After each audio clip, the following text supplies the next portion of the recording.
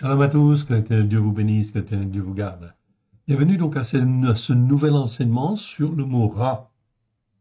Ra, en fin de compte, c'est le mal, en fait, tout simplement. Eh bien, nous allons donc commencer, en fait, une série ici. Nous allons remettre tout cela entre les mains du Seigneur et nous allons découvrir des choses, des très bonnes choses, ok, que le Seigneur nous enseigne au travers de sa parole. Remettons ces quelques instants à l'Éternel. Père très saint, nous te rendons grâce dans le précieux nom de Yeshua, ton Fils bien-aimé. Merci Seigneur. Ta parole est la vérité. Nous te rendons grâce dans le précieux nom de Yeshua, étant ta main bienfaisante. Merci parce que c'est toi qui nous enseigne, qui nous forme, qui nous façonne. Nous te rendons grâce dans le précieux nom de Yeshua. Forme-nous, façonne-nous comme toi tu le veux, afin que nous puissions discerner ce qui est mal et que nous puissions, en fait, l'écarter à la gloire de ton saint nom. Nous te rendons grâce, car c'est toi que nous voulons servir dans le précieux nom de Yeshua, ton Fils bien-aimé. Amen. Eh bien, allons dans le texte. En fait, nous allons aller dans la Genèse. Okay, le premier verset où nous allons, c'est donc en fait dans Genèse, chapitre 2, verset 9. On va reprendre à partir du verset 8, tout simplement. Puis l'Éternel Elohim planta un jardin en Éden, du côté de l'Orient, et il y mit le Adam. Bon, Adam, en fin de compte, tout simplement. Mais en fait, en hébreu, il y a l'article. Donc, c'est Adam. Donc, on pourrait dire le Adam. En fait, on pourrait dire Adam tout simplement, oui, bien sûr. Ok, sachant que c'est l'Adam, bien sûr, dont on parle, que l'on connaît, qui est le premier homme sur la terre. Oui, bien sûr. Donc, il y mit Adam qu'il avait façonné. Ok. L'Éternel Elohim fit pousser du sol des arbres de toute espèce, agréables à voir et bons à manger. L'arbre de la vie, okay, entre autres, au milieu du jardin, et l'arbre de la connaissance du bien et du mal. Okay. L'arbre de la vie, l'arbre qui donne la vie, oui bien sûr, okay, et en fait l'arbre de la connaissance du bien et du mal. C'est le mot mal que nous allons voir en fait ici, plus précisément. Nous allons donner la définition et nous allons voir quelques versets. Donc le mot mal en fait ici, on va aller le voir en fait ici, c'est le mot ra que je vois en fait ici, que je vais agrandir et vous détailler un peu plus avant. Ok. Donc ra, c'est ce mot-là. Voilà. Donc je l'agrandis pour que vous puissiez bien le voir. Et on va le commenter. Alors, je réajuste en fait ici. Voilà. Le mot ra. Voilà. Ok. Et je l'agrandis en fait encore. Non, c'est bon. Ça devrait aller. Ok. Agrandis un petit peu encore. Allez, on agrandit un petit peu parce qu'il faut bien voir la définition quand même. Hein. Voilà. Ça sera suffisant. Donc, le mot ra, en fait, ici, ok, ça s'écrit comme vous le voyez, en fait, ici, avec un resh et un aïn. Ok, resh, aïn. Donc, racha, vous vous souvenez, il y avait un resh, il y avait un aïn, et au milieu, il y avait en fait un shin. Ok, donc, la notion de méchant, en fait, ici, c'est quelqu'un qui est au centre et qui rayonne, en fait, tout autour. Ok.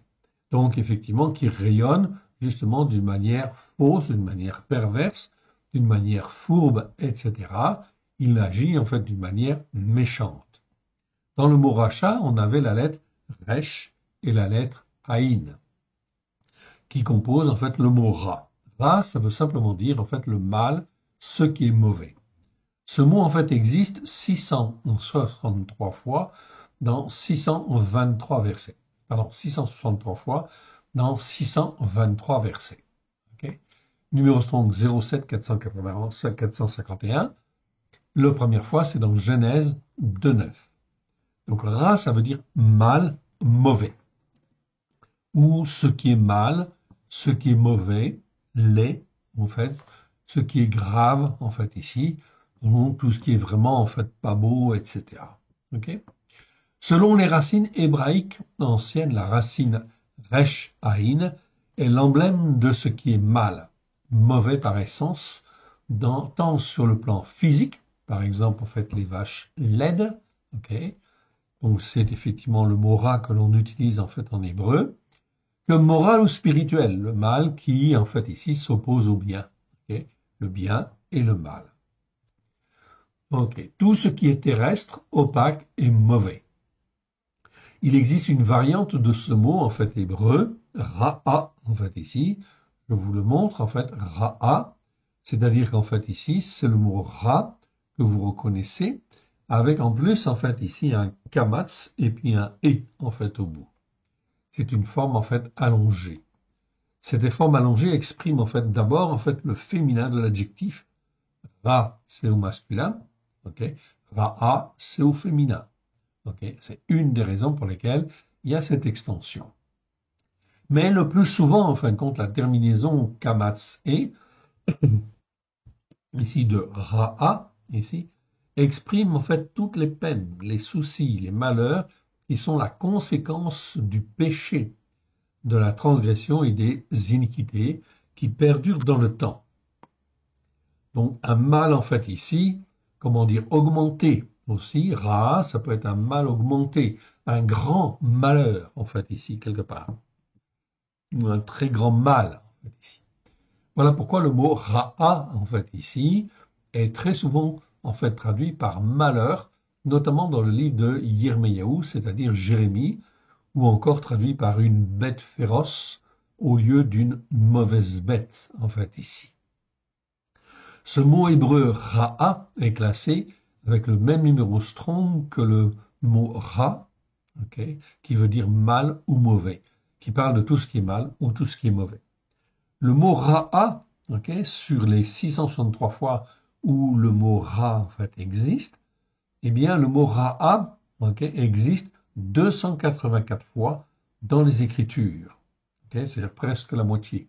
Okay, dans les Écritures, dont 70 fois dans le livre de Jérémie, Yirmiyahu, Jérémie, okay, où Jérémie parle de malheurs, en fait, ici, qui vont venir suite aux péchés, aux transgressions, aux iniquités, ou le mal que Dieu, en fin de compte, fait, en fait, ici, suite à la persévérance du péché, des transgressions, des iniquités. Vous avez bien entendu, c'est exactement la même chose lorsque, effectivement, les hommes, en fait, persévèrent dans la désobéissance, dans la rébellion, quand elle perdure, quand l'iniquité, en fait, ici, s'accroît jusqu'à devenir à son comble, eh bien, à ce moment-là, c'est l'Éternel qui permet, en fait, que le mal arrive, que le malheur, en fait, arrive. C'est bien, en fait, l'expression de ce mot-là. Dans ce livre, en fait, dans le livre de Jérémie, le mot Ra exprime clairement le malheur dû à la désobéissance, à la rébellion qui perdure, ou encore à la méchanceté qui perdure. Donc, c'est sûr qu'en fait, le mal, il en fait est la conséquence, en fait ici, de la désobéissance, du péché, des transgressions, des iniquités qui perdurent dans le temps. Donc, nous avons effectivement, en fin de compte, ok, ici une définition très intéressante. On va pouvoir en fait l'exploiter et effectivement donc la regarder dans les différents versets qui nous concernent. Donc, la première fois où le mot apparaît en fait ici, c'est donc dans Genèse 2.9. Je relis en fait 2.8, 2.9. Ok. Puis l'Éternel Elohim plaça un jardin d'Éden du côté de l'Orient. Et il y mit le Adam, okay, ou Adam, okay, qu'il avait façonné. L'Éternel Elohim fit pousser du sol des arbres de toute espèce, agréables à voir et bons à manger. Donc dans le jardin d'Éden, c'était vraiment une réjouissance. L'arbre de la vie au milieu du jardin et l'arbre de la connaissance du bien et du mal. Okay. Donc connaissance du bien et du mal, c'est donc très intéressant en fait ici. Et effectivement, ça peut être attirant. Mais qu'est-ce que dit l'Éternel? Eh bien, on descend un petit peu plus bas et on va au verset 15. Okay? Au verset 15, okay, il est dit, okay, l'Éternel Elohim prit le Adam. En hébreu, on a toujours Adam, mais avec l'article devant. Donc, le Adam, c'est pas n'importe qui. Okay? Cet Adam-là qu'il avait créé, On pourrait dire comme cela, en fait aussi, tout à fait. L'Éternel Elohim prit le Adam et le plaça dans le jardin d'Éden pour le cultiver et pour le garder. Donc, en fait, Adam, il avait une fonction particulière dans ce jardin. L'Éternel Elohim donna cet ordre à Adam, en fait, ici, okay, en disant, tu pourras manger de tous les arbres du jardin. Il n'y a pas de problème, tout ça est à ta disposition. Mais tu ne mangeras pas de l'arbre de la connaissance du bien et du mal. Donc, connaissance ici, c'est le mot da'at, en fait, en hébreu. Donc, effectivement, c'est la connaissance qui est en regard, en fait, avec Dieu. Mais tu ne mangeras pas de l'arbre de la connaissance du bien et du mal, car le jour où tu en mangeras, tu mourras avec certitude. Donc, on peut rajouter dans la traduction ici avec certitude, car le verbe en fait ici est redoublé en fait ici en hébreu, et il y a en fin de compte un infinitif en fait ici, c'est un infinitif absolu. Donc, résultat des courses, ça veut dire que c'est avec certitude, ok? Donc, tu mourras si tu en manges, ok? Donc, ici, c'était vraiment en fin de compte pour tester l'obéissance et la soumission, bien évidemment. Quand l'Éternel Dieu dit quelque chose, il faut obéir, même si on ne comprend pas pourquoi. C'est donc en fait extrêmement important. C'est l'apprentissage de l'obéissance et de la soumission. Voilà pourquoi, lorsque je suis racheté, en fait, ici, par le sang de l'agneau, par Christ et Yeshua, je suis là, en fin de compte, ici, comme un bébé spirituel. Et je dois, en fait, apprendre, justement, l'obéissance et la soumission. Je dois apprendre ce qui est bien et ce qui est mal. Je peux accéder, en fait, à cette connaissance, mais par l'Esprit de Dieu. Si j'essaye, en fait, d'avoir de la connaissance pour avoir de la connaissance, eh bien, en fin de compte, l'orgueil va me prendre et effectivement, en fin de compte, je vais chuter, évidemment. Parce que je ne suis pas prêt, en fait, ici, à recevoir, en fait, toute cette connaissance du bien et du mal. Elle appartient, en fait, à Dieu et à Dieu seul et à ses enfants. Étape par étape, ok. Bien évidemment. Donc, c'est donc là très important de bien comprendre cette dimension spirituelle. On continue et on arrive en fin de compte maintenant, donc, dans, en fait, ici, Genèse chapitre 3, verset 5. Ok. Verset 5. Et puis, en fin de compte, on va, en fin de compte, reprendre à partir du verset 1. Ce qui m'intéresse, c'est le verset 5. Là, on parle de la chute. Donc, on voit bien l'interdiction, effectivement, que l'Éternel Dieu a donnée à Adam et donc à Ève, en fait, aussi, bien évidemment. Le serpent, ici, c'est bien le mot narash, en fait, en hébreu, était le plus rusé, en fait, ici, de tout ce qui a la vie dans les champs. Okay.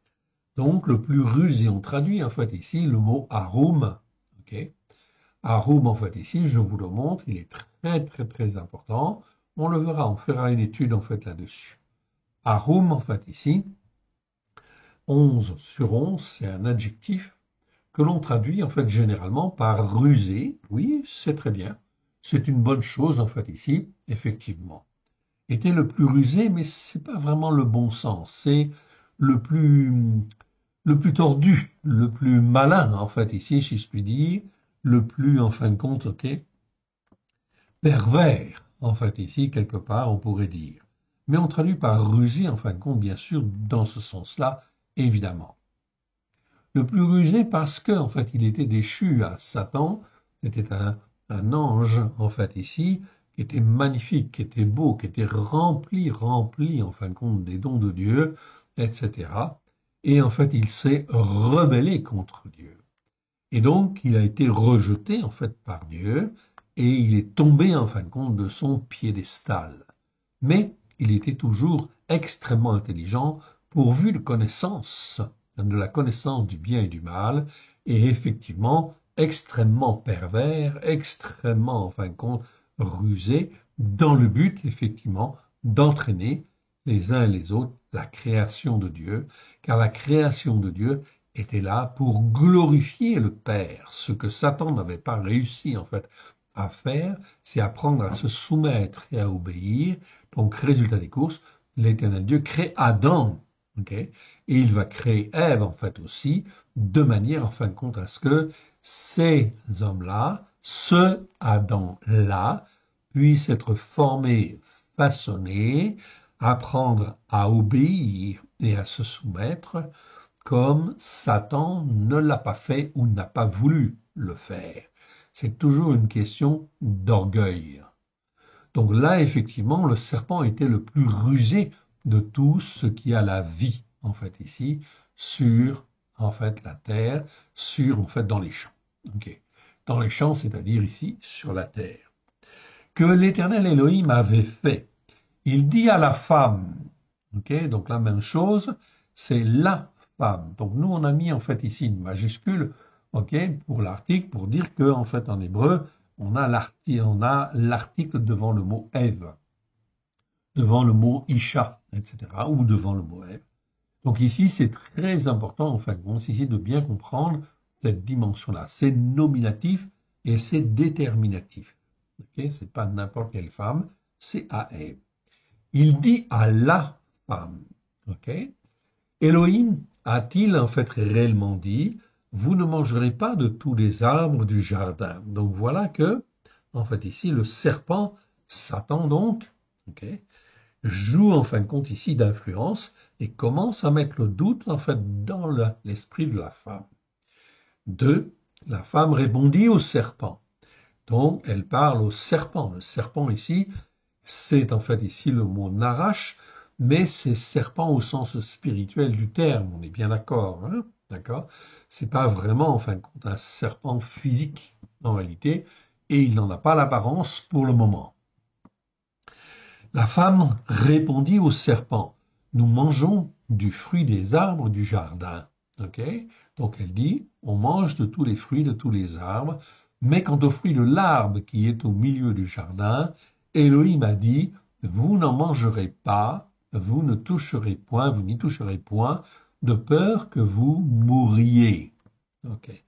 Donc, elle a bien entendu le message, et en fin de compte, okay, eh bien ici, que va-t-elle faire? Est-ce que finalement elle va écouter ce que Dieu dit? Okay. C'est donc extrêmement important, okay, extrêmement important, car cela nous enseigne. Quand Dieu dit quelque chose, eh bien, il faut le faire. Ou quand il interdit quelque chose, eh bien, il ne faut pas le faire.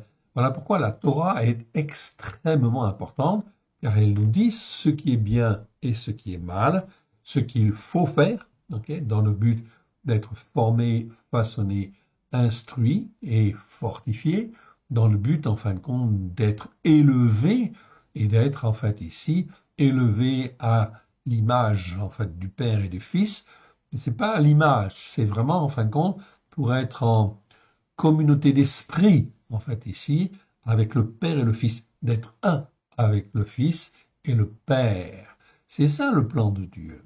Donc, pour cela, cela suppose en fait l'apprentissage de l'obéissance et de la soumission, oui, bien sûr. Donc, vous ne toucherez point de peur que vous ne mouriez. Verset 4. Alors le serpent, enfin, dit à la femme, vous ne mourrez certainement pas. Donc, il va dire, en fait, ici, lui donner une affirmation, il va dire le contraire. Il va dire, en fin de compte, ici, non, vous ne mourrez pas. Et effectivement, ils ne vont pas mourir physiquement, en fait, ici, mais ils vont mourir spirituellement. C'est-à-dire qu'ils vont être chassés, en fin de compte, du jardin d'Éden.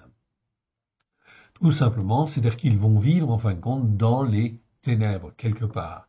Dans les ténèbres, en fait, ici, de ce monde, c'est-à-dire que c'est pas forcément, en fin de compte, la nuit, en fait, ici, mais c'est la nuit spirituelle. C'est-à-dire qu'ils ne voient plus, en fait, ici, ils sont comme aveuglés.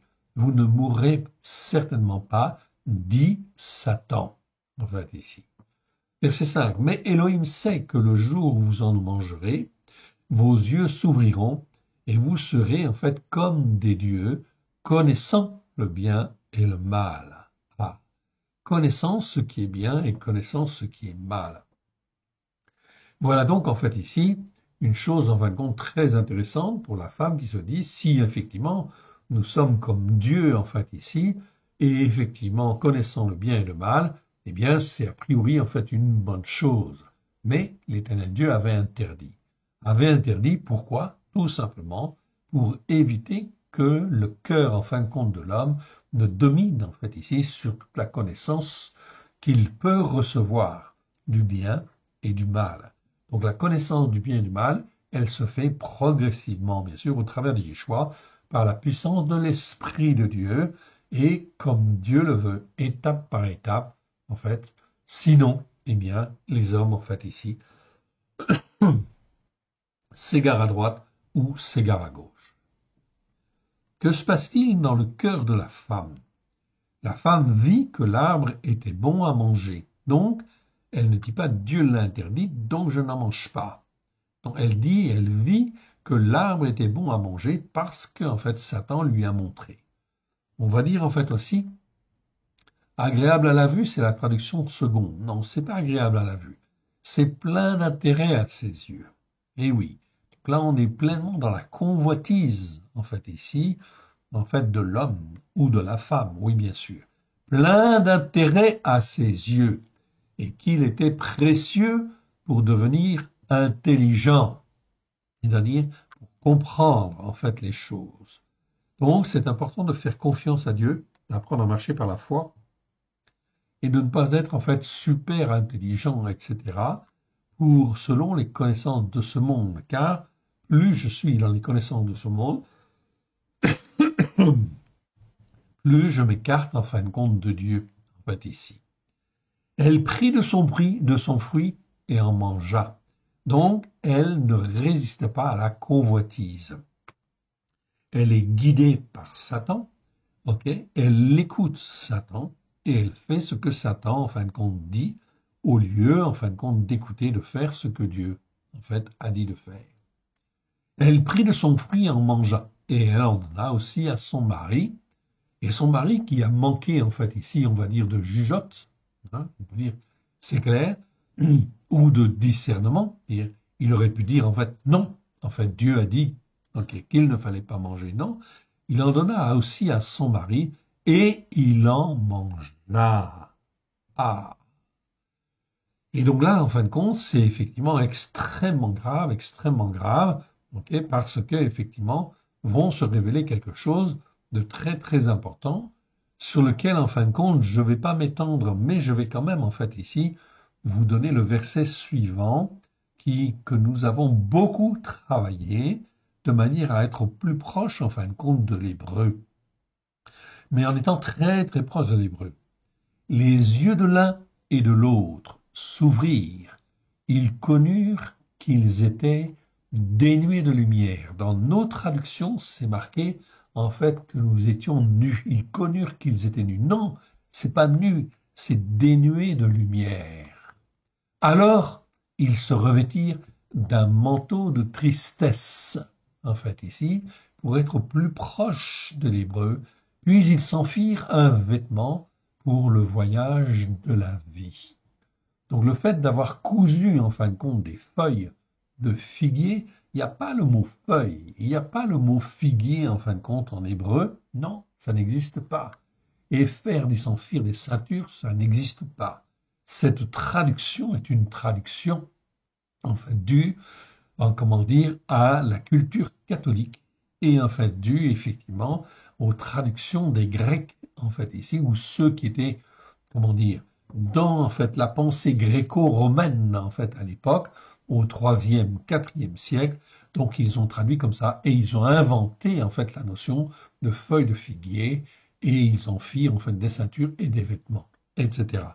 C'est comme ça que ça a été traduit, en fait, ici, mais ça a entraîné, en fait, plein de déformations dans la manière de penser et la manière de réfléchir. En fait, ils étaient dénués de lumière, mais là, ils se rendent compte qu'ils sont dénués de la lumière de Dieu, en fait, ici, qu'ils sont nus, en fait, ici, mais nus au sens spirituel du terme.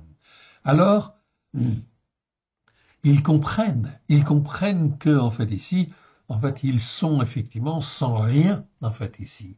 Et comme ils sont sans rien, ils vont se revêtir d'un manteau de tristesse, c'est-à-dire que, en fait, ici, ils savent qu'ils ont perdu le salut, qu'ils n'ont plus le salut, et qu'ils ne pourront plus rester dans le jardin d'Éden alors un manteau de tristesse les envahit, en fait, ici, et en fait, ils s'en firent une raison d'être, c'est-à-dire comme un vêtement, en fait, ici, pour aller, en fait, ici, dans leur destinée. Ça change la traduction et le sens, mais je ne vais pas m'étendre plus avant sur ce mot, on l'étudiera dans le détail. Allons un petit peu plus loin, si vous le voulez bien, avec le mot ra, en fait, ici. Et on arrive, en fait, ici, okay, au 22, chapitre 3, okay, verset 22. Et l'Éternel Elohim dit, voici. Le Adam, l'article en fin de compte est toujours devant Adam, en fait, en hébreu. Donc en français, on peut dire Adam tout court, on est bien d'accord, ok? Mais c'est en fait cet Adam-là, celui qui a péché, qui a désobéi, qui s'est montré comme un rebelle, en fait, est devenu en fin de compte comme l'un de nous. C'est-à-dire que il a la connaissance du bien, il a la connaissance du mal, mais il n'est pas formé, il n'est pas façonné, et il n'a pas la vie, et il n'a pas la vie éternelle. Donc il est devenu comme nous, comme l'un de nous, pour la connaissance du bien et du mal. Mais le fait d'avoir la connaissance du bien et du mal, si en fin de compte je ne suis pas formé, si je n'ai pas un cœur formé, obéissant et soumis en fin de compte à Dieu, ok, qu'est-ce qui va se passer? Ça va être automatiquement en fait la catastrophe. Et c'est ce qui arrive dans le monde. Plus la connaissance en fait augmente, vous le voyez, les hommes sont capables de faire en fait ici la bombe nucléaire, etc. Oh oui, bien sûr. Tout ça sont des instruments de guerre, et effectivement, ce sont des instruments qui en fait sont là à cause de la connaissance qui se répand, mais c'est la connaissance en fait ici pour faire le mal et non le bien en fait ici. Car le cœur des hommes est en fait mauvais, mauvais d'une manière générale. Donc, l'Éternel Dieu prend une décision, il dit, empêchons-le maintenant d'avancer sa main et de prendre de l'arbre de la vie, de l'arbre qui donne la vie, d'en manger et de vivre éternellement. Tout cela, bien sûr, est symbolique, allégorique, si je puis dire. Cela veut dire qu'ils ne peuvent pas avoir la vie éternelle. Oui, bien sûr. La vie éternelle va leur être ôtée et l'Éternel Dieu va travailler autrement, en fait ici, de manière à ce que la vie éternelle puisse être donnée à ceux qui écoutent et qui, en fait, mettent en pratique les enseignements de la Torah avec grâce et vérité, ceux qui rentrent dans l'obéissance et la soumission à l'Éternel Dieu. Et l'Éternel Elohim le chassa du jardin d'Éden pour qu'il cultive la terre d'où il avait été pris, pour qu'il cultive la terre, mais là sans la grâce en fin de compte de Dieu. C'est-à-dire qu'en fait ici le travail va devenir dur, pénible, etc. Alors que dans le jardin d'Éden, tout était fait selon la grâce. Il suffisait de semer, il suffisait de travailler en fait un peu la terre, et elle se travaillait en fin de compte bien et facilement. Ici, maintenant, dès lors que l'on est sorti du jardin d'Éden, eh bien, il faut cultiver la terre, mais cultiver la terre avec, en fait, ici, beaucoup de travail et beaucoup de difficultés, évidemment, à cause des malédictions. Pour qu'il cultive la terre d'où il avait été pris. C'est ainsi qu'il chassa le Adam, en fait, ici, donc toujours, en fait, Adam, en fait, mais avec l'article, en fait, en hébreu, ok, et il mit à l'orient du jardin d'Éden des chérubins qui agitent une épée flamboyante pour garder la voie de l'arbre de la vie. Donc l'arbre de la vie, en fin de compte, ici, n'est pas accessible. Il ne devient en fait accessible qu'au travers du Rédempteur, au travers de Yeshua HaMashiach, tous ceux qui apprennent l'obéissance et la soumission au travers du Mashiach. Voilà pourquoi le fait d'être racheté, en fait, par la grâce de Dieu, au travers du sang de l'agneau est quelque chose d'extraordinairement précieux, mais à condition que l'on se forme, que l'on façonne, afin de pouvoir grandir dans la connaissance du bien et du mal, oui, pour en fait être agréable à Dieu, dans le but en fin de compte de séparer ce qui est bien de ce qui est mal, afin de glorifier le Père et de glorifier le Fils. Amen. On continue? Allez, on y va.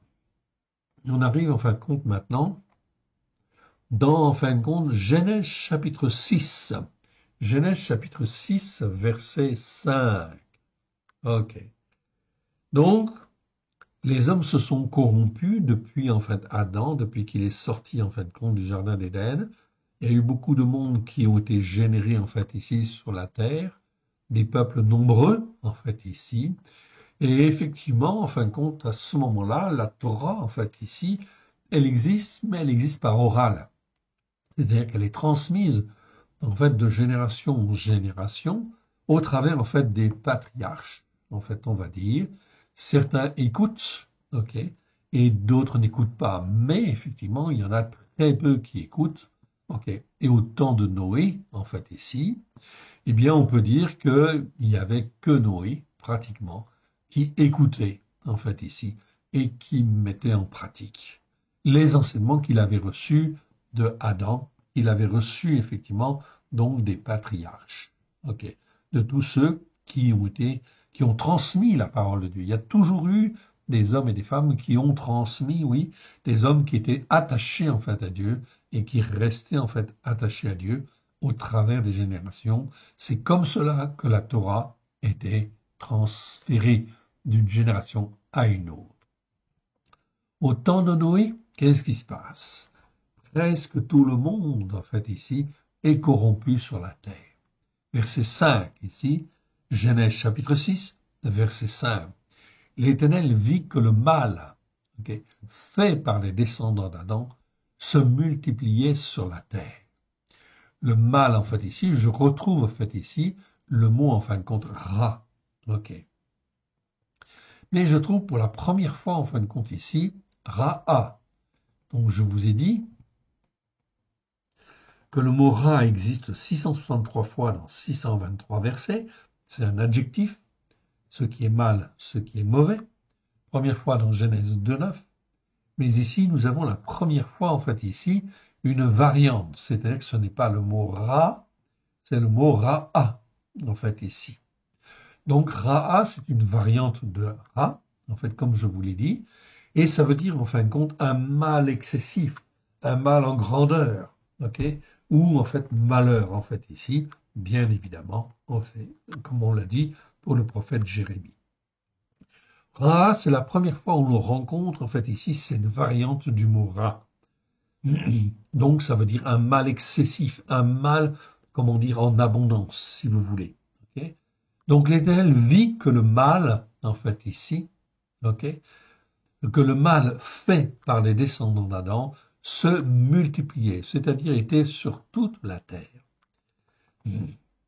C'est-à-dire qu'il y avait très peu de monde qui, finalement, en fin de compte, avait plié le genou pour obéir et se soumettre. Ok.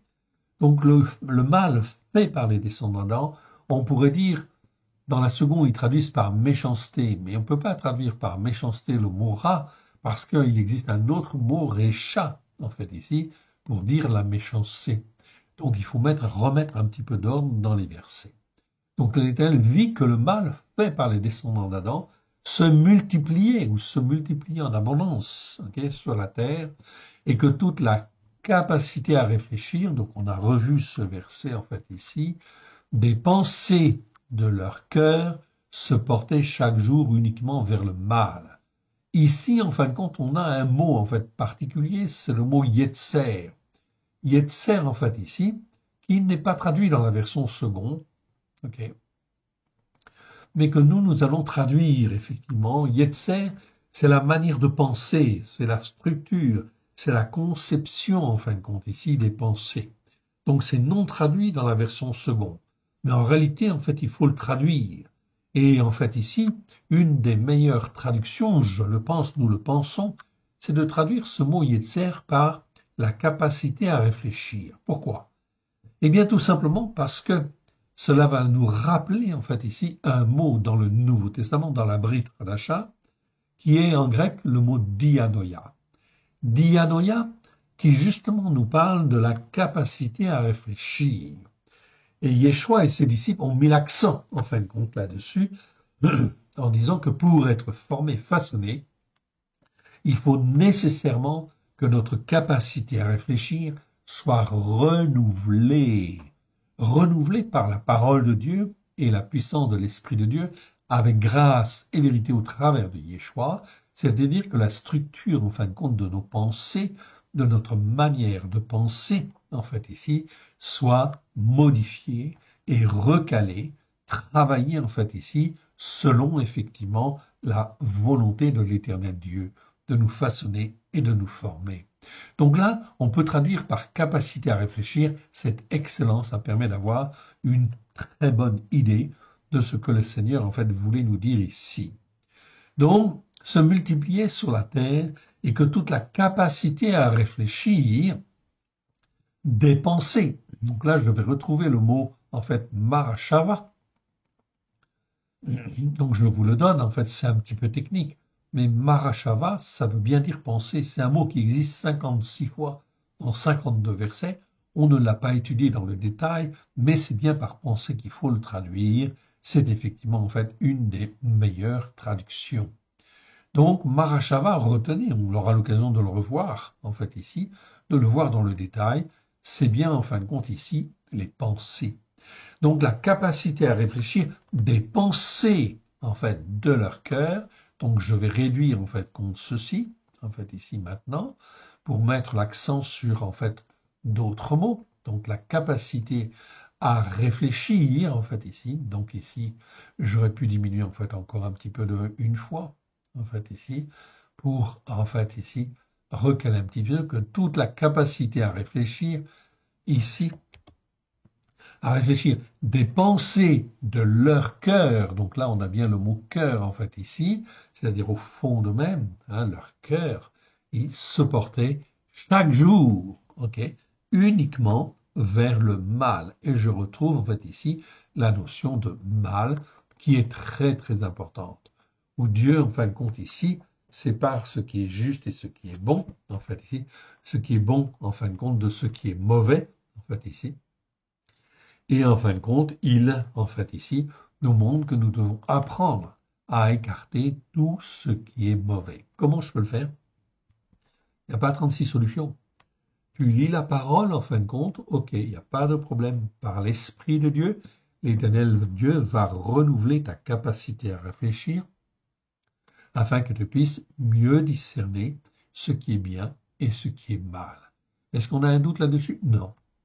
Dès lors que l'on veut appartenir à Dieu, que l'on est lavé et purifié par le sang de l'agneau, l'Éternel Dieu n'a qu'une seule, en fait, ici, un seul désir, c'est de nous former, de nous façonner, et les uns et les autres, afin, justement, de, en fin de compte, d'être formés, façonnés, afin de recevoir, en fait, ici, beaucoup plus de bénédictions même que Satan en a reçu, oui, bien sûr. Donc voilà, en fin de compte, le challenge, en fait ici, le but, l'objectif que l'Éternel Dieu a. Il crée le Adam, en fait ici, dans le jardin d'Éden, justement pour qu'il puisse être rempli des bénédictions de Dieu. Il serait resté là-bas s'il avait obéi et s'il s'était soumis. Voilà pourquoi, sorti en fin de compte du jardin d'Éden, l'homme, le Adam, va donc en fait vaquer à toutes ses occupations. Et si l'Éternel en fait sonde les cœurs, sonde les reins, c'est pour chercher à droite et à gauche des cœurs qui ont vraiment envie de s'attacher à lui et de rester attachés à lui. Et la formation va donc nécessairement se faire étape par étape. Voilà pourquoi je ne peux pas rester sur en fait telle montagne spirituelle ou telle autre montagne spirituelle. Il faut que je vienne sur la montagne de Sion. Qui dit montagne, dit en fin de compte ici qu'il faut gravir, qu'il faut monter, qu'il faut s'accroître en fait en sainteté à la gloire de l'Éternel, bien évidemment. Donc chaque jour en fait ici, cela ils se portaient leur pensée, leur capacité à réfléchir. Retenez le terme de capacité à réfléchir, c'est le mot yetzer en fait en hébreu. Pardon. Donc très important, en fait ici, portait chaque jour vers le mal. L'Éternel regretta, pas plutôt que se repentir. Dieu ne se repent pas, non. Le verbe, en fait, ici, il faut le traduire par regretter. L'Éternel regretta d'avoir fait les descendants d'Adam sur la terre, et il fut affligé en son cœur. Oui, bien sûr. Et l'Éternel dit, j'exterminerai de la face de la terre les descendants d'Adam, en fait ici, que j'ai créés depuis Adam, en fait ici, jusqu'aux quadrupèdes, jusqu'aux animaux qui se déplacent au ras du sol, jusqu'aux animaux volants dans le ciel, car je regrette de les avoir faits, mais Noach trouva grâce aux yeux de l'Éternel. Donc ici, on voit en fin de compte ici, il regretta d'avoir fait les descendants d'Adam. Je le répète et j'insiste beaucoup. Ici, c'est le mot Adam. Adam qui existe en fait ici 551 fois dans 526 versets. Donc, je ne peux pas traduire en fait ici tous les hommes en fin de compte par Adam. Le Adam qui a été créé en fait ici dans le jardin d'Éden. Non. Donc Adam, ça doit être traduit par descendant d'Adam, tout simplement. Et c'est mieux de le traduire comme cela. Et non pas par homme. Pourquoi? Eh bien parce que dans la Bible, on fait la distinction, comme je l'ai dit et je le répète, entre 4 catégories d'hommes. La première, ce sont les descendants d'Adam, c'est-à-dire les hommes déchus, en fait, ici, qui sont sortis, en fin de compte, du jardin d'Éden. Enfin, Adam est sorti, mais tous ceux qui viennent de lui sont en fait ici héritiers de sa condition spirituelle. Donc ils errent à droite et à gauche sur la terre en fait ici, et en fait ici, ils n'ont pas plus d'importance en fait qu'un quadrupède en réalité dans la Bible. C'est-à-dire qu'ils naissent, ils vivent et ils meurent. Ils naissent de la poussière, ils vivent sur la terre et à leur mort, ils retournent à la poussière. Exactement comme un quadrupède. Voilà pourquoi on va utiliser ces expressions en fait aussi après. On va le voir. Donc Adam, c'est la première catégorie. Dieu ne veut pas que les Adam restent dans leurs conditions. Alors ils peuvent devenir des Enoch, en fait ici. Deuxième catégorie d'hommes, ce sont des hommes mortels, des hommes qui n'ont pas la vie éternelle, qui vivent sur la terre, qui peuvent être des puissants, mais ils n'ont pas la vie. Ils n'ont pas accès en fait à la vie au travers de Yeshua, qui est l'arbre de la vie, oui bien sûr, en fait ici, qui représente l'arbre de la vie. La troisième catégorie d'hommes, ce sont les Ish. Donc Adam, Enoch, Ish. Ish, c'est les hommes capables d'être instruits, d'être façonnés, de s'attacher en fait à Dieu. Ça ne veut pas dire qu'ils s'attachent systématiquement à Dieu. Tout dépend de leur volonté. Est-ce qu'ils vont se rendre obéissants et soumis à la Torah, aux prophètes et aux psaumes, à la lumière de Yeshua, pour s'attacher en fait à Dieu, être formés et façonnés en fait ici comme Dieu le veut, par la puissance de l'Esprit de Dieu, au travers en fin de compte du sang de l'agneau. Oui. Donc ici, ça ce sont les Ish. Et la quatrième catégorie, c'est le Guber. C'est l'homme vaillant, l'homme fort, l'homme fortifié, qui peut, en fin de compte ici, ne pas suivre Dieu, oui bien sûr, parce qu'il est formé, façonné pour être un guerrier, par exemple, mais pas forcément pour Dieu. Mais normalement, Guéber, c'est un guerrier. C'est un homme qui est, en fin de compte, fortifié, qui a une connaissance du bien et du mal, en fait ici, assez élevée, et qui sait discerner, qui sait, en fait, aller au combat, en fait ici, devant Dieu. Donc, en fait ici, je vois en fin de compte ici, dans ce verset, je réduis en fait ici, le Adam. Et l'Éternel dit, j'exterminerai de la face de la terre les descendants d'Adam que j'ai créés depuis Adam jusqu'au quadrupède. Donc ici, dans nos traductions, c'est marqué bétail. Bétail, en fin de compte, on pourrait laisser bétail, mais c'est pas tout à fait en fin de compte le bon terme. Le bon terme ici, c'est béhéma. Béhéma, en fait, en hébreu, c'est un mot qui existe 189 fois dans 172 versets. Béhéma, ça nous parle des quadrupèdes, en réalité. Mais des quadrupèdes qui sont hauts sur pattes. Donc en français, on n'a pas vraiment de mots. Donc béhéma, ça regroupe en fin de compte les vaches, les taureaux, les ânes, les dromadaires, les chameaux, etc.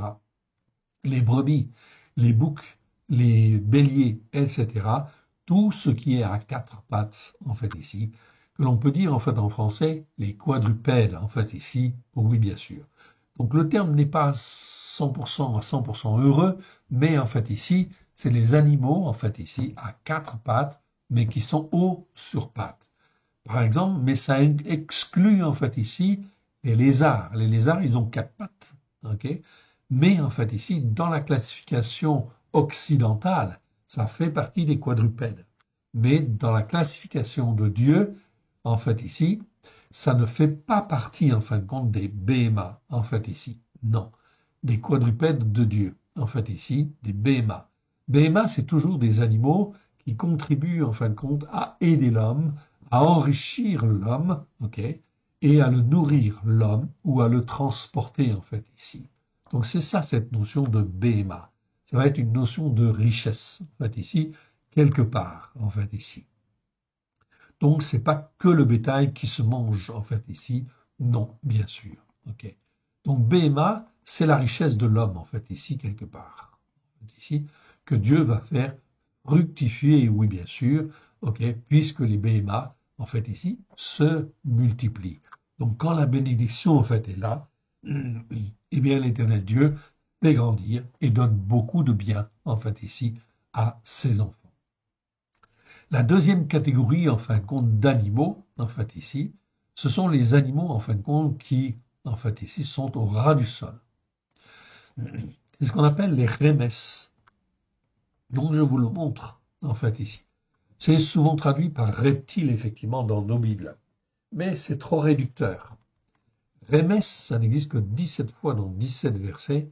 Ça nous parle de tous les animaux qui se déplacent au ras du sol, okay, qui ont des pattes ou pas de pattes. Par exemple, les lézards en font partie. En fait, ici, les grenouilles, qui sont des quadrupèdes dans la classification en fait occidentale, okay, sont en fait des remes, en fait ici, c'est-à-dire en fin de compte des quatre pattes, mais qui sont au ras du sol. Okay. C'est aussi en fin de compte aussi les serpents, oui bien sûr, les vers en fait ici, qui peuvent avoir 1000 pattes en fait aussi. Donc c'est pas forcément des serpents en fait ici, ok. Donc en fait c'est toutes sortes en fin de compte d'animaux. Donc ça peut être le puceron, ça peut être le cafard, ça peut être toutes sortes en fait d'animaux en fait ici. Les fourmis en fait ici quelque part, tous les animaux qui sont au sol, au ras du sol. C'est important en fait de souligner cette catégorie. Pourquoi? Parce qu'on s'aperçoit que lorsqu'il y a des malédictions, ok, qui viennent, eh bien on peut voir que, en fait ici, la nature peut se déchaîner. Ok, il peut y avoir en fin de compte des vents violents, des pluies torrentielles, etc., des ouragans, des ceci, des cela, des typhons. Oui, tout cela sont des manifestations de la colère en fin de compte de Dieu. Ça peut être aussi en fait des productions qui ne sont pas faites, ça peut être aussi des incendies, etc. Mais ça peut être aussi des invasions en fin de compte d'animaux qui sont au ras du sol, comme les rats, les fourmis, les ceci, les cela.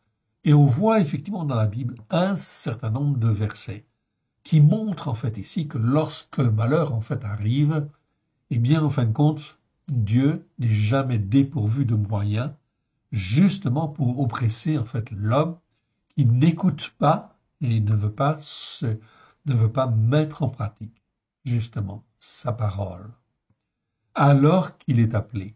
Donc tout cela en fin de compte ce sont des choses que l'on va voir en fait ici et qui vont se développer plus avant, oui bien sûr. Donc cette notion d'animaux qui se déplacent au ras du sol est donc très importante. Retenez, c'est le mot remes que vous avez là, en fait, ici, évidemment. OK? Je diminue un petit peu, je diminue ça pour remettre un petit peu de l'ordre. Donc, retenez, en fait, ici, les trois grandes catégories, en fin de compte, des animaux, selon, effectivement, la Bible. Les quadrupèdes, c'est une chose, c'est une catégorie, en fin de compte, d'animaux, OK? À quatre pattes, mais haut sur pattes. C'est surtout ça. OK? La deuxième catégorie, c'est les animaux qui sont au ras du sol, qui se déplacent au ras du sol. C'est remes, en fait, ici. Ok. Et ça inclut, c'est pas que les serpents. Ça inclut donc les serpents, ça inclut les vers, ça inclut les mille pattes. Ok, tout ce qui se déplace au ras du sol. Et enfin, la troisième catégorie, selon la Bible, ok, c'est les animaux volants. Ok, les animaux volants, c'est en fait le mot off, qui est en fin de compte presque toujours traduit en fin de compte ici par en fait ici oiseau. Ok, oiseau dans les Bibles en fait en français. Ok, mais en réalité, off, c'est tous les animaux volants. Donc cette catégorie, elle inclut en fin de compte les insectes, elle inclut les chauves-souris en fait aussi. Une chauve-souris, c'est pas classé dans notre classification occidentale comme étant un oiseau, pourtant dans la Bible, c'est classé en fait ici comme étant un oiseau, c'est-à-dire un animal volant en fait ici. Donc là, c'est tous les animaux volants, oiseaux, insectes, chauves-souris, etc. Ça, c'est ce qu'on appelle les animaux volants, ok, qui sont dans les airs, dans le ciel. Donc c'est la troisième catégorie, en fin de compte, d'animaux. Ok. Selon la Bible. Donc c'est très important. Car je regrette de les avoir faits, mais Noah trouva grâce aux yeux de l'Éternel. Heureusement que Noah était là, en fait ici. Il y avait en fait ici un seul juste et sa famille. Oui, bien sûr, la femme de Noah et ses trois fils, en fait, qui étaient là. Ce sont les seuls, des seuls qui vont être sauvés, alors que Dieu voit que le mal, en fait, ici, grandit, grandit, grandit. C'est le mot ra, en fait, ici, que nous avons tout à l'heure, en fait, ici. Donc, vous voyez que c'est très, très important, cette définition, en fait, ici, du mot ra, en fait, ici, elle est, en fait, très importante, car le mal, en fait, ici, se répand. Même aujourd'hui, moins on écoute la parole de Dieu, moins on se plie, en fait, ici, pour écouter et mettre en pratique, plus le mal augmente.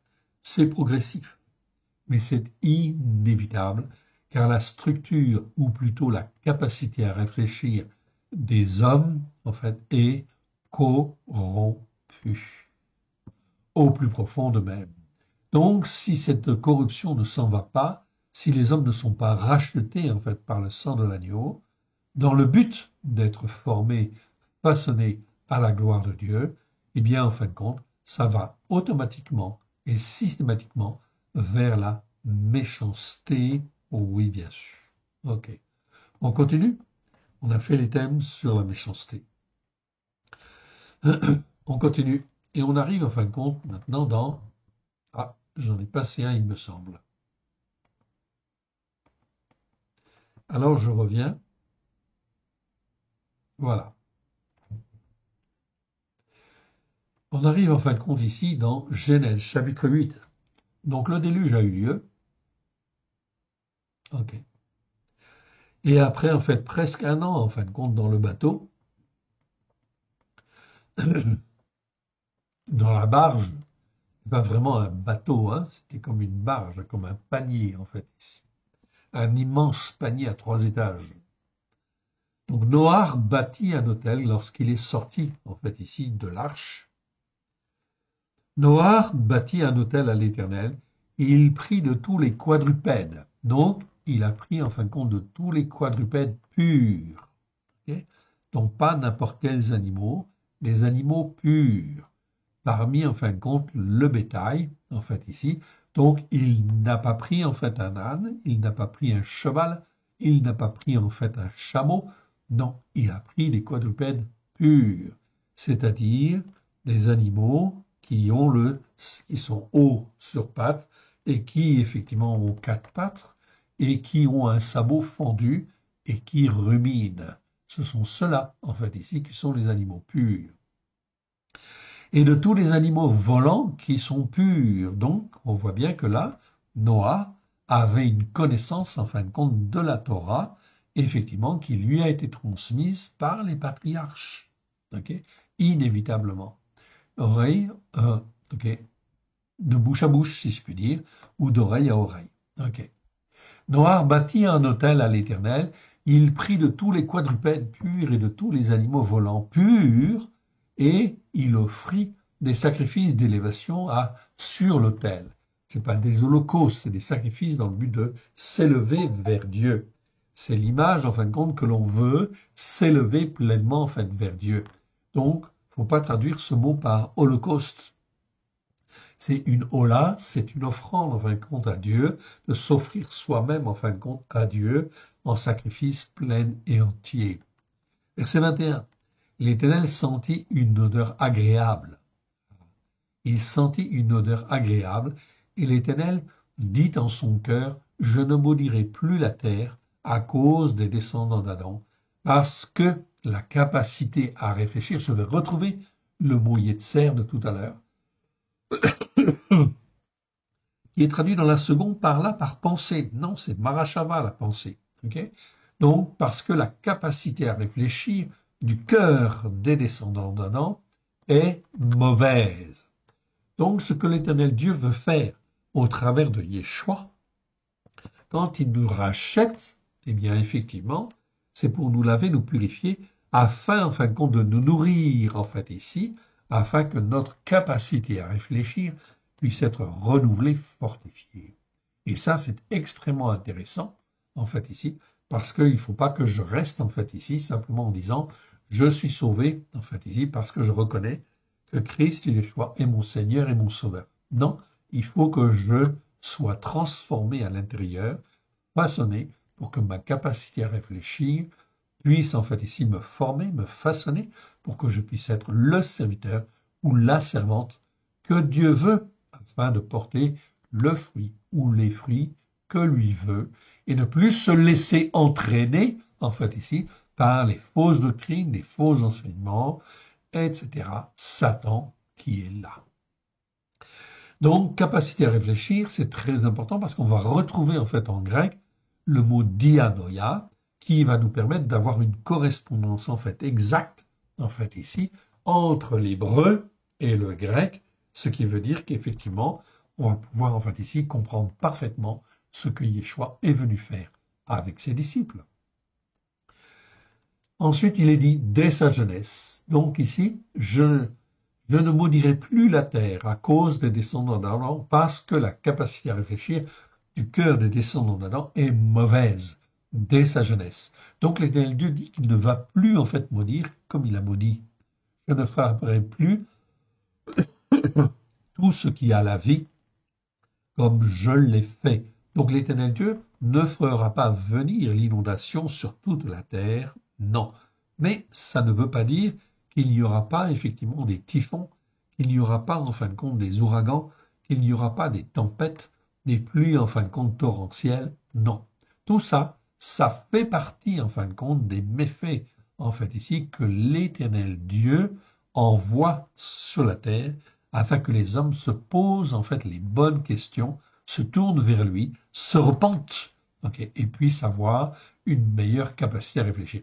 Voilà pourquoi nous voyons ces choses et nous allons voir toutes ces choses. Voilà pourquoi l'Éternel Dieu nous forme, nous façonne et nous apprend à discerner.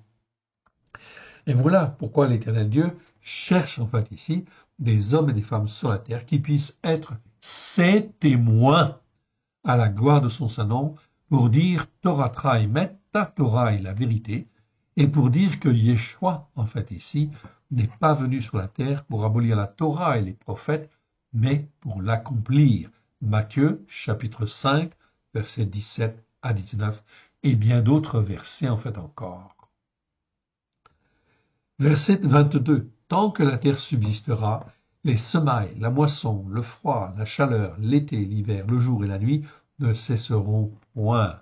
Donc, l'Éternel Dieu fait une alliance, en fait, ici. Et il va mettre l'arc-en-ciel, en fait, ici, dans la nuée, justement pour dire qu'il ne fera plus le déluge comme il a fait. Mais il va travailler autrement, en fin de compte, et c'est pour ça qu'il se cherche des hommes et des femmes qui soient bien ancrés sur les racines hébraïques de la foi, sur la Torah, les prophètes et les psaumes, afin d'avoir un renouveau spirituel, en fait, extraordinaire sur la terre. Et il viendra ce réveil. Mais, en fait, ici, ce ne sera pas n'importe comment, bien sûr. Cela sera sur la Torah, les prophètes et les psaumes. À la gloire de l'Éternel, bien évidemment. On continue ? Allez, c'est parti. On arrive en fin de compte ici dans Genèse, Genèse chapitre 13. Chapitre 13, en fait, versets 12 et 13. Là, on est au temps d'Abraham. Ok. Au temps d'Abraham, Abraham, habita dans le pays de Canaan, et Lot habita dans les villes de la plaine et dressa ses tentes jusqu'à Sédom. Les gens de Sédom étaient mauvais, en fait, ici. Donc, je retrouve, en fait, ici, le mot, en fait, ici, mauvais. Ah oui, bah, c'est pas bon du tout, hein? Oui, effectivement. Donc, c'est pas méchant, en fin de compte, ici. Dans la traduction seconde, c'est traduit par méchant, mais ici, c'est le mot rat, en fait, ici. Ça veut dire, en fait, mauvais, en fait, ici. Rat. Ce qui est mal, en fait, ici. Était de ceux qui font ce qui est mal. On pourrait dire comme cela aussi. Ou qui était mauvais, en fait, ici. Mais pas méchant. Méchant, c'est rachat. Ici, c'est pas le mot rachat. C'est le mot rat. Donc, ça nous parle effectivement de tous les gens qui, en fait, font ce qui est mal et qui étaient, en fait, ici, exactement les mêmes, en fait, ici, que ceux, en fin de compte, qui ont mérité, qui ont amené, en fait, le déluge. En fait, ici. Donc, les gens de Sédom, en fait, ici. Donc ici, on voit bien en fait ici que l'on a le mot Énoch. Donc c'est pas des âmes, c'est des hommes pervertis qui n'ont pas la vie éternelle. Donc on traduit par, et c'est Énoch en fait en hébreu. Énoch, c'est les hommes mortels, c'est les hommes qui n'ont pas la vie éternelle. Donc les gens de Sédom, ce sont des Énoch, oui bien sûr, ok, ou des Anachim en fait, on pourrait dire au pluriel plutôt. Eh bien effectivement, en fin de compte, c'est des gens qui n'ont pas la vie éternelle, bien évidemment. Ils n'ont pas la vie éternelle. Donc sur la terre, vous le voyez, vous avez en fin de compte des gentils et des méchants, on pourrait dire, en fait ici. Non. La Bible dit, il y a des justes, ok, et des méchants. Et le méchant s'oppose toujours en fin de compte au juste. Ok. Et le méchant, c'est celui qui persévère en fin de compte dans le mal et qui en fin de compte ici sait très bien que c'est mal et il continue en fait à faire ce qui est mal. Donc ils sont ici considérés comme des méchants. Et quand les méchants en fin de compte ici font toujours ce qui est mal et que cela en fait entraîne de plus en plus d'iniquités, les iniquités s'accumulent, s'accumulent, s'accumulent et quand en fait comment dire, l'iniquité est à son comble, alors là, il y a en fin de compte des, comment dire, des sanctions, des malédictions qui viennent, et c'est la destruction d'une manière ou d'une autre. C'est donc très important de bien comprendre cela, car en fait ici, nous sommes sur la terre, et il ne faut pas, en fin de compte ici, s'associer avec des énoches, ou des gens qui font le mal, ok? Donc c'est très important d'apprendre à juger selon un jugement juste, oui bien sûr. Le Seigneur nous demande impérativement d'apprendre à juger selon un jugement juste et à marcher dans la justice par la foi. Donc les gens de Sédom étaient mauvais et de grands pécheurs contre l'Éternel. Donc est-ce que Lot en fait ici aurait dû en fait aller là? La réponse bien évidemment vous la connaissez. C'est un mauvais choix.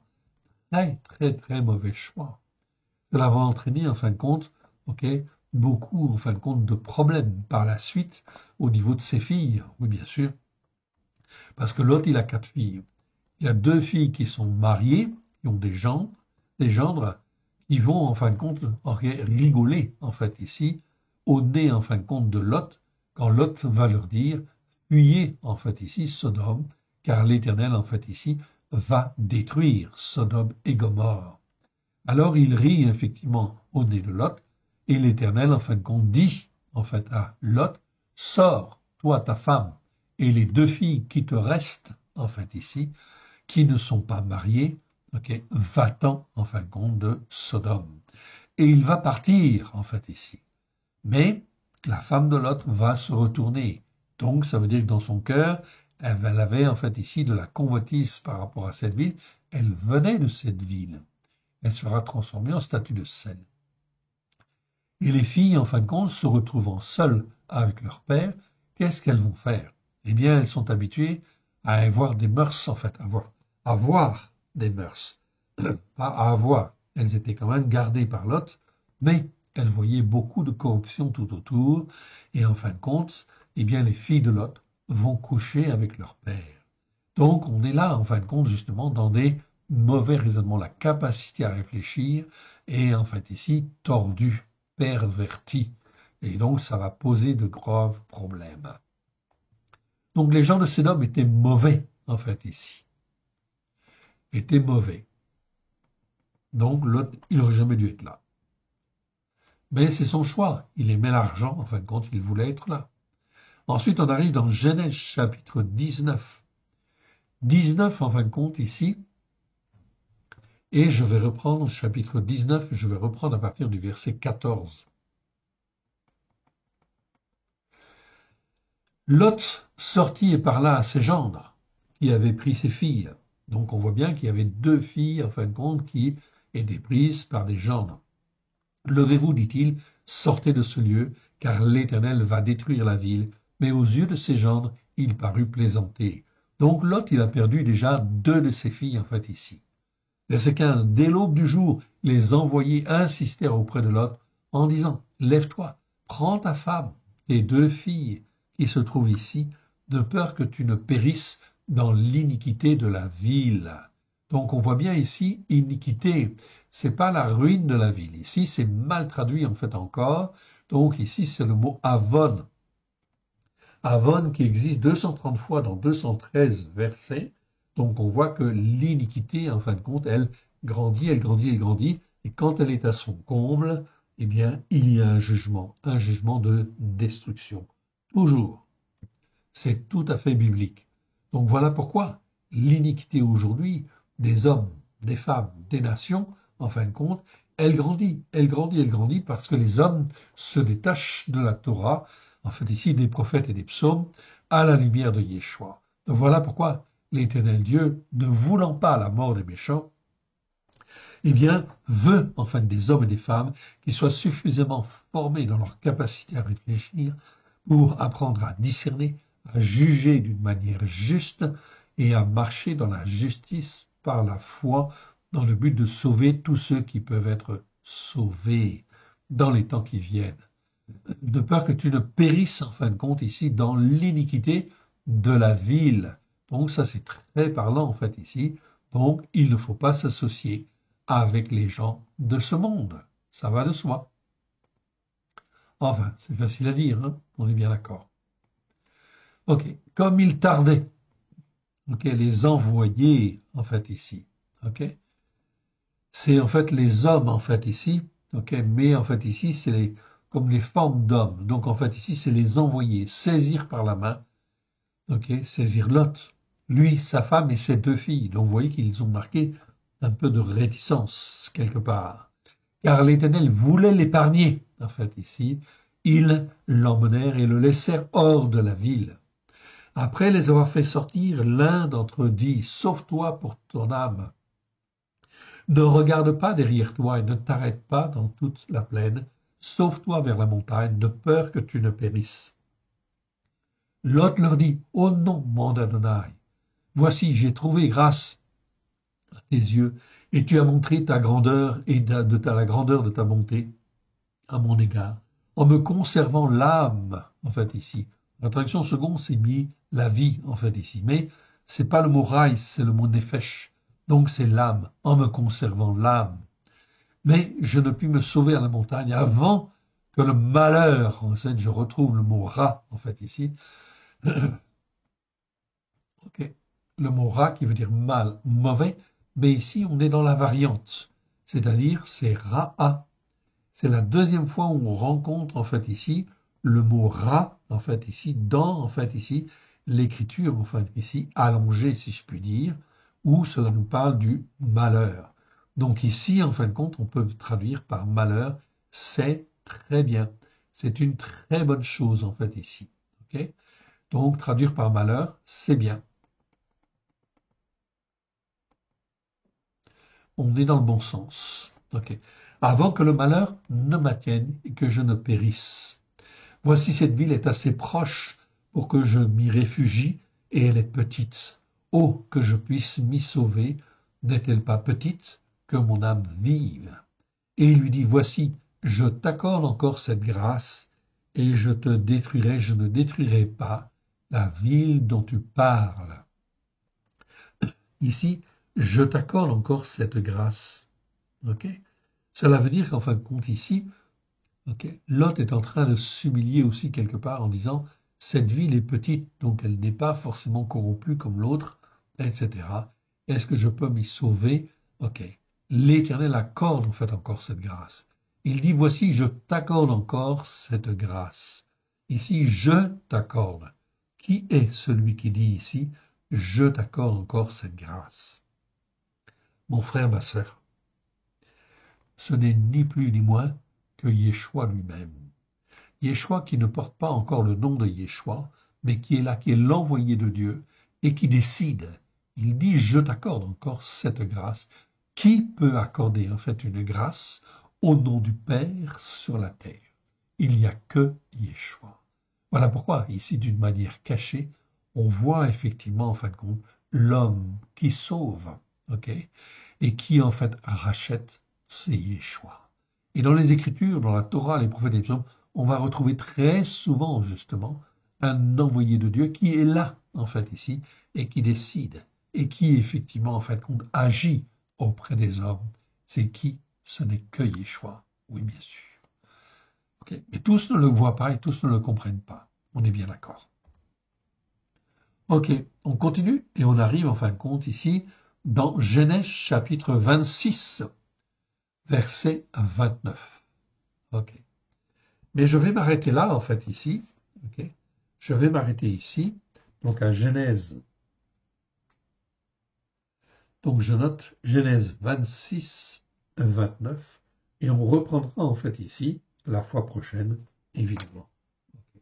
Remettons ces quelques instants à l'Éternel, notre Dieu, notre Père. Avant, en fin de compte, je voulais vous montrer quelque chose, quand même avant de vous quitter. C'est à propos, en fin de compte, d'Abraham. Ok. Alors, c'est pas là. C'était Genèse 18, je pense.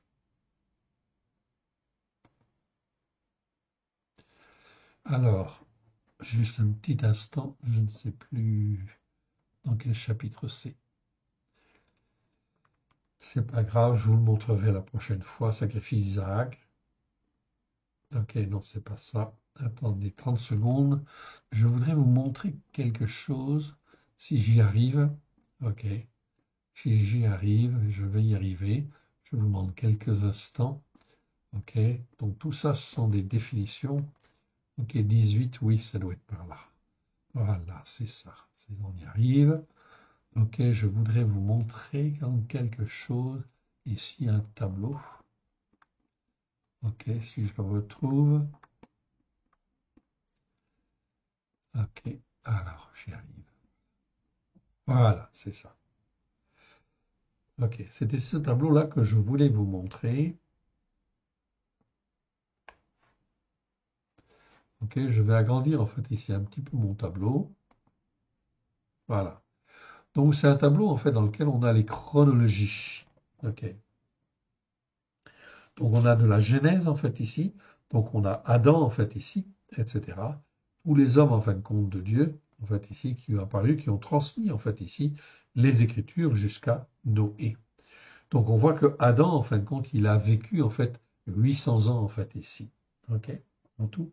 Donc, dans 930 ans. Donc on fait en fait ici un rectangle proportionnel en fait ici à sa vie. Même chose pour les autres patriarches en fait ici. Ok. Et on s'aperçoit en fin de compte que Noé, lorsqu'il est né en fait ici, ok, je descends. Ok. Noé en fait ici, ok, âgé de 500 ans, engendra Sem, Cham et Japheth. Noé avait 600 ans au début du déluge. Noé avait 601 ans à la fin du déluge. Il a vécu encore 350 ans. En fait, ici, on le voit. Quand je prends le tableau suivant, en fait, ici, donc je vois en fin de compte Noé. Ici, même chose, je fais en fait ici un rectangle proportionnel à la durée de sa vie. Il a vécu 950 ans. Même chose avec les patriarches, Sem, Arpachad, Shelah, Héber, Péleg, Réu, Zéhu, Naror Terra, en fait, ici, même chose. On fait progressivement, en fait, un rectangle en fonction de leur date de naissance, etc. Donc, on est décalé forcément sur la droite à chaque fois. Et on s'aperçoit de quoi? Eh bien, Noé, en fin de compte, il a vécu ici 950 ans, donc jusqu'ici. Je tire en fait un trait vertical, en fait, ici. Je m'aperçois, en fait, ici que Abraham a connu Noé, effectivement. OK? Puisqu'en fait ici, Noé a vécu en fait ici 950 ans, ok, et que en fin de compte, il a vécu 350 ans après le déluge, on le voit en fait ici, et que Abraham est apparu 290 ans après le déluge. On en déduit quoi? On en déduit, en faisant en fait un trait vertical ici, que Abraham a connu Noé pendant les 60 premières années de sa vie. C'est donc très important en fait ici, ces schémas. Donc la transmission en fin de compte de la Torah, des enseignements de Dieu, en fait ici, se faisait en fait ici, ok, de bouche à oreille. Et ceux qui ont en fait été sont mentionnés ici en rouge, Noé, Sem, Héber, Abraham, sont les hommes qui étaient fidèles en fait à Dieu et qui en fin de compte ont permis effectivement de transférer en fait ici d'une génération à l'autre, même si les autres en fait n'avaient pas la capacité à réfléchir pour en fin de compte bien obéir et se soumettre en fait à Dieu. Abraham en fait ici a eu le témoignage de Noé, de Sem, de Héber en fait ici d'une manière claire et nette. Il savait marcher par la foi. Okay. Remettons ces quelques instants à l'Éternel, notre Dieu, notre Père. Père très saint, nous te rendons grâce en précieux notre choix. Merci pour ta parole. Elle est la vérité. C'est toi qui nous enseignes, qui nous façonne. Étends ta main bienfaisante, Seigneur, afin que nous puissions être formés, façonnés comme toi tu le veux. Que notre capacité à réfléchir par la puissance de l'Esprit puisse être renouvelée avec grâce et vérité au travers de Yeshua, ton Fils bien-aimé, afin que nous puissions avoir un meilleur jugement, que nous puissions marcher selon un jugement juste et selon la justice par la foi, afin que nous puissions être le serviteur ou la servante que toi tu veux à la gloire de ton Saint. Merci, Père. Merci, Yeshua. Merci, Esprit Saint. Que l'Éternel Dieu vous bénisse, que l'Éternel Dieu vous garde. Shalom à tous. Amen.